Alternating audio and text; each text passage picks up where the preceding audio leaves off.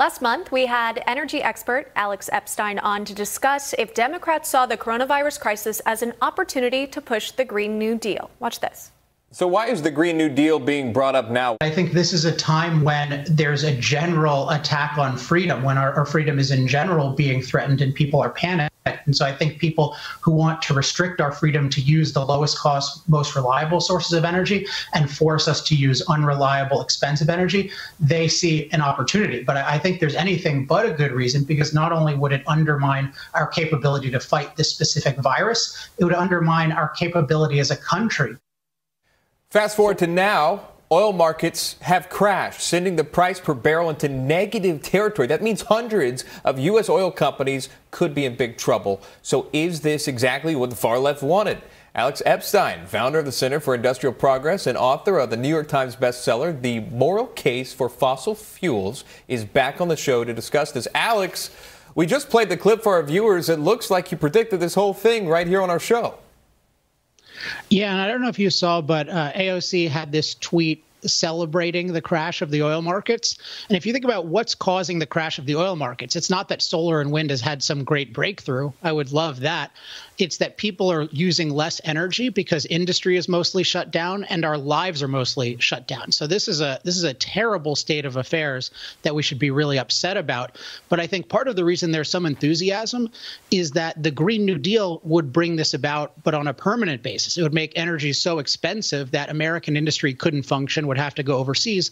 And most of our lives that depend on low-cost machine power from fossil fuels would be very different. We wouldn't be able to afford most of the, the enjoyment that we have in our lives today, or that we used to have 2 months ago.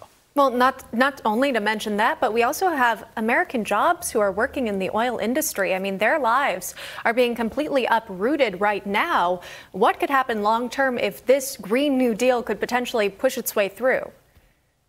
I mean, I think the key with the jobs is it's that these are productive jobs. They're producing oil, which is the fuel of mobility. It's one of the most valuable products in all of civilization. If their jobs were being outcompeted, that would be sad, but it would be a good thing.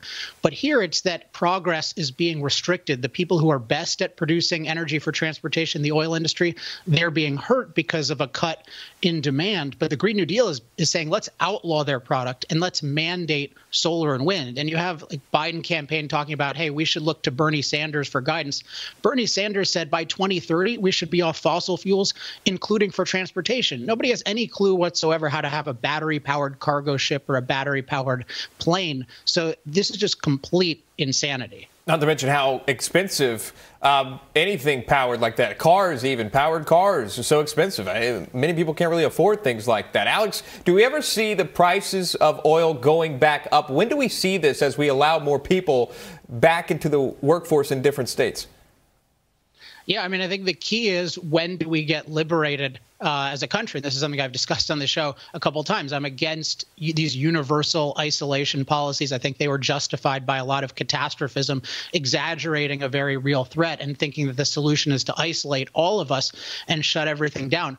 As we get liberated, then we're going to be free to live our lives. And then, of course, we're going to choose to use low-cost energy, both to produce amazing products and services and to enjoy our lives to the fullest. So that'll bring back demand.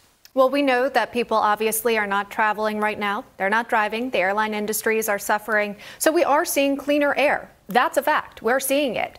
So, what's this going to mean moving forward? Are we going to continue on with people, not driving as much, not polluting as much, or is it inevitable that we could return to, of course, a smog casting over Los Angeles? Is that inevitable? Well, yeah, so there's this celebration of, our environment is so much better because we're not doing anything. And of course, anytime you stop an activity, you can look at, what are the side effects of that activity? Those are being reduced. But overall, the world is much, much worse when we're stopping industry and stopping fossil fuels. And ultimately, if we can't use them, the world is going to be a lot less nourishing place because we won't be able to produce food in abundant quantities. It's going to have a lot less clean water because clean water is produced by using fossil fuels. And even with clean air, 3 billion people around the world are using wood and animal dung, and they'd have much cleaner air if they used modern fossil fuels plus modern pollution control technology. So I think we should keep being free to use the best forms of energy, and fossil fuels will keep getting cleaner and cleaner. That's the key to having an overall better world.